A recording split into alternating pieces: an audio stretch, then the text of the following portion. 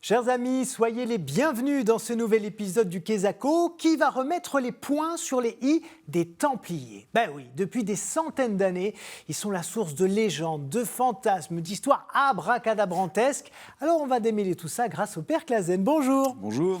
D'ailleurs, allons voir d'abord si les répondants à notre micro-trottoir ont été influencés par la culture littéraire et cinématographique ou bien s'ils savent vraiment qui sont les Templiers. C'est parti. Oh le Templier, oh là là, c'est vieux ça le Templier. Ça me fait penser un peu à des rassemblements de chevaliers. C'est une table ronde, un engagement et on suit une idée en fait, qu'on défend. C'est un ordre religieux. Templiers, tout de suite on pense au trésor des Templiers, mais c'est plus Moyen-Âge également, au moment des papes, on pense à Avignon aussi, ça fait plus penser à ça en fait. Pour moi, c'est les chevaliers qui partaient en croisade pour les guerres saintes et les guerres sacrées, qui auraient été prêts à donner leur vie pour, on va dire, un credo, entre guillemets, et pour leur croyance, pour leur foi. Voilà, dites-nous sur les réseaux sociaux si vous auriez dit la même chose ou pas. Ça m'intéresse que vous participiez aussi depuis chez vous. Et maintenant, on va rétablir les choses. Vous l'avez promis. Père Clasen, qui sont donc les Templiers ? Alors, les Templiers, c'est un ordre religieux militaire. Alors ça, c'est drôle déjà. Un ordre religieux et militaire. Comment c'est possible ? Eh bien, ce sont des soldats, beaucoup de chevaliers, donc beaucoup de nobles, mais pas que, qui se mettent sous une règle religieuse quasi monastique et qui protègent les chemins vers Jérusalem.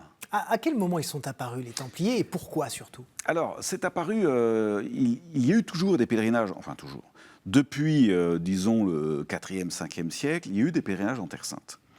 Ça se passait assez bien avec les différentes dynasties musulmanes, une fois que les musulmans étaient dans le pays. C'est-à-dire, ils ont repoussé progressivement Byzance, qui occupait toute la Turquie actuelle. Tout ça a été repoussé progressivement. Avec les Fatimides, tout ça, ça se passait assez bien, on passait. Un jour, les Seldjoukides sont arrivés, une tribu turque, qui a eu grand succès.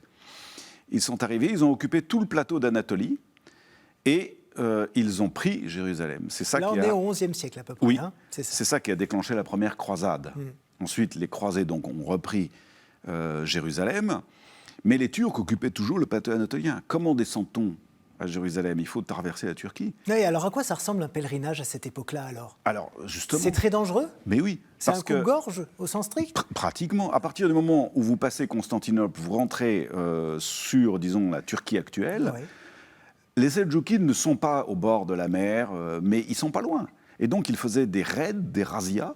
Et quand il y avait des groupes de pèlerins, on se faisait détrousser très facilement. D'où l'utilité donc d'un ordre religieux chevaleresque qui soit là pour calmer un petit peu et protéger surtout les pèlerins. Exactement. On a pensé, dès que le royaume de Jérusalem a été constitué avec le fameux roi Baudouin, Godefroy de Bouillon et compagnie, ça l'histoire, tout le monde connaît ça, eh bien on a fondé deux choses, un ordre hospitalier, qui existe toujours, et un ordre de défense, qui étaient les Templiers. Reconnu par le pape en 1129. Voilà, au concile de Troyes, en France, et 2 siècles après, un autre pape défera, va démettre cette institution, va l'interdire. Ce sera d'ailleurs en France également, à Vienne. Alors, on le disait tout à l'heure, c'est des chevaliers, mais aussi donc des religieux, et ils vivaient sous une règle bien particulière qui a été faite, je dirais, presque pour eux, même absolument pour eux. Ouais, c'est Saint Bernard qui s'y met. Saint Bernard ayant lui aussi prêché une croisade, il était très offusqué, Bernard, qu'un certain nombre de croisés, principalement des fils de noblesse, n'aillent pas au terme de leur engagement et parfois se servaient au passage. D'accord. Et donc il a voulu à tout prix constituer une sorte de compagnie militaire de gens qui étaient complètement adonnés, sans calcul de leur part, à la protection des lieux saints, c'est-à-dire des religieux. Donc ils étaient, si vous voulez, c'était des soldats qui devenaient religieux. Voilà, ce ne sont pas des moines à qui on demande de porter les armes. Mais d'ailleurs, c'est quand même très étonnant parce que religieux et chevaliers, ça va rarement ensemble. Normalement, les religieux sont plutôt là pour porter la paix, le dialogue, l'écoute, etc. Quand il faut sortir son arme, on se dit c'est quand même bizarre. Donc Oui. comment est-ce qu'ils vivaient ça, eux, de façon intérieure? Alors, en fait, depuis Saint-Augustin, la question s'était posée, hein, c'est-à-dire peut-on faire la guerre? Oui. Un chrétien peut-il porter les armes, peut-il tuer? La question s'est toujours posée. Hein. C'est la question de la guerre juste. Alors là aussi, les mots ne Oui. vont pas ensemble. Hein. Oui, oui. Mais quand la cause est juste, quand ne pas se défendre serait pire, Que se défendre. alors il faut prendre les armes. Voilà. Et donc a commencé là à s'ébaucher la théorie du moindre mal et la théorie de la guerre juste. Eh bien, les Templiers vivaient ça. C'est-à-dire, il serait pire, bien pire, de laisser les pèlerins sans équipement armé, plutôt que de moi me salir les mains à l'occasion. Ouais. En gros, En voilà, gros, ouais. voilà l'idée.